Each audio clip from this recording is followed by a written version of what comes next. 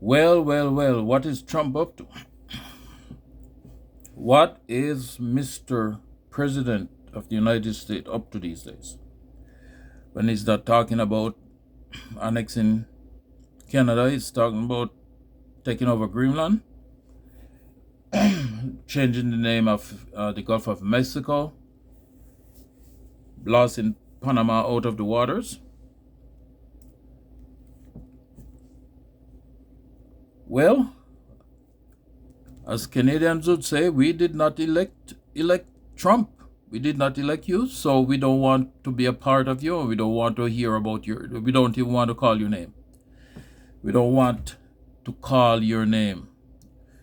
One thing I can say is that Trump did tell the American people what he was all about. He told the American people that he would sow chaos. He was going to disrupt their lives. He was going to just do some. He told them all the crazy stuff he was going to do. Even he was going to lower prices for eggs, make their lives better. One thing I can say, I'll give it to him. He's partly right in what he's doing right now. He's sowing chaos. He's being disruptive. He's not having intelligent conversation. He's just trying to be the big bully around the block. He's trying to be the big bully in town, the new sheriff in town. Whatever he says goes. One thing I want to tell our neighbor below us, as he says in many interviews that Canada is gonna annex there's a movement in Canada to join America. No, Trump. There's no movement to join Trump. There are movement to boycott Trump, to boycott your not the good people of America, but boycott your confused movement. You and your merrymen of spineless merrymen. Let's say that. That's what the movement's all about, to boycott your spineless, your country. And hopefully they will wake up and see that you're not fit to be their leader. There is no movement to be part of your economy. And you're talking about tariff, like as if tariff is gold. Well, whoever you tariff, they're going to re-tariff you. And where you end up after this, God only knows. We can only just say a prayer for those good folks that are on your ship. And when the big hole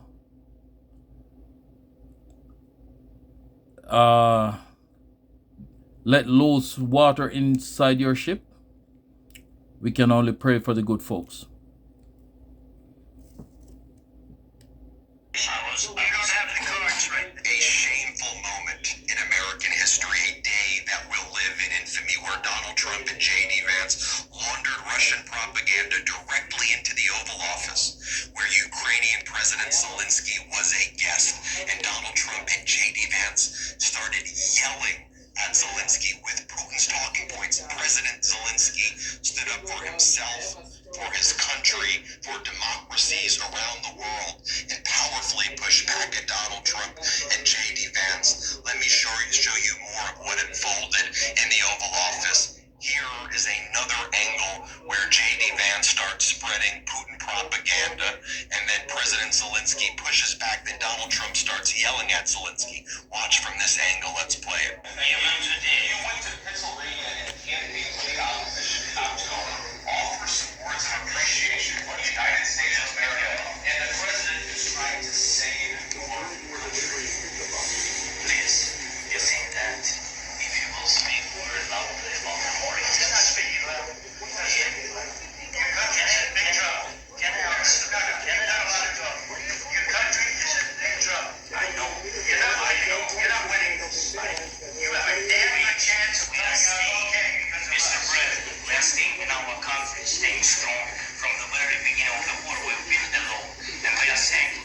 States in this cabinet, and not only in this cabinet. I said, stupid president, $350 billion. We gave you military equipment, and you met a British, but they had to use our military equipment. If you didn't have our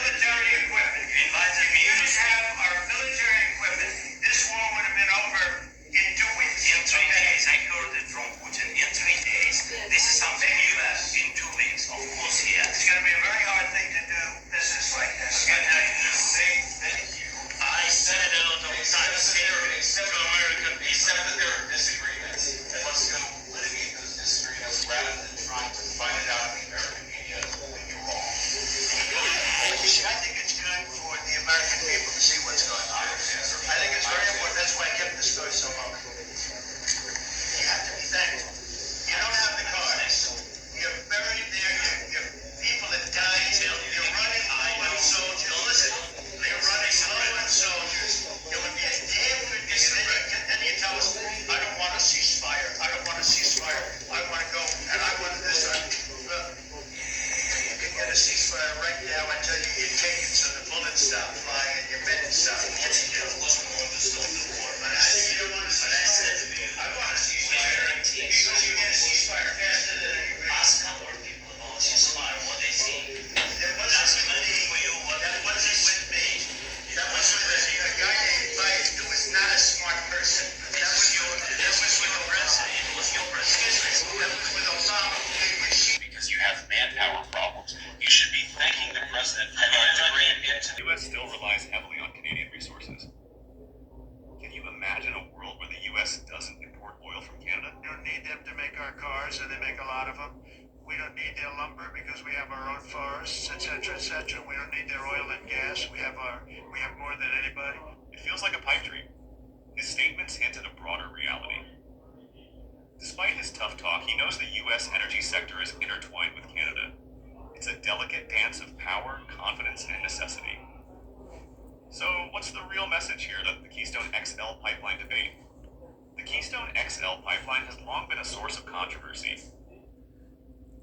Can you believe the gall of this man? Can you really believe the gall? listening is that Canada would be the 51st state. And they told me there is a path. Alberta is first, and if they sign on, Saskatchewan would follow, and then you go west to British Columbia. There is a movement in Canada to join us. I want to get your thoughts on that and how that's proceeding. So it's true. Thank you, Brian. It's true. A lot of people in Canada are liking becoming our beautiful, cherished 51st state. Look at They'll you. have to pay much lower taxes. They'll have the ultimate security. They don't pay very much for security right now. Trump needs to pay more attention on what he keeps in that mushy brain of his. They make a lot of things, I wonder what he dreams when he goes to bed at including night. oil and everything. We don't need their oil. We don't need their lumber. I have to work out some deal with them because I do like the old Canada, right? It's a beautiful thing. I think we're going to have to keep it for the 51st state.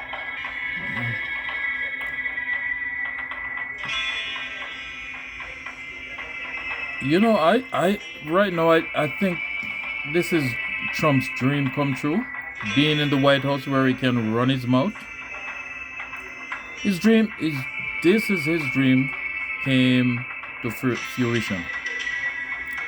He can run his mouth, say anything, be the bully, get away with it. But the consequences Prepared to use, quote, economic force might be to very make great. across the border an artificial line. How seriously, in your view, should these comments be taken by Canada? Well, I wouldn't take them seriously. I mean, I know Trump had quite a press conference on Tuesday in Panama, Greenland, and Denmark. They're very interested in it as well. I think it's three separate questions that kind of get jumbled together in Trump's brain. But in fact, I think he's still trolling Canada. United States, of course, that was behind the scenes, but this time Donald Trump has mocked Justin Trudeau in front of the whole world. He's showing Canada who's boss, that he doesn't care what Trudeau thinks. It's a shameful episode for Trudeau and Canada. And as for you, Miss Commentator, There's nothing shameful standing up for, be strong and be courageous, standing up as a leader for your country. And that's what Trudeau has been doing. And he has never let up with who you say is boss. He has never let up. And, time is longer than rope. Time is longer than rope. But we are united. We are a united front standing against you and your American friends. Time is longer than rope, my dear.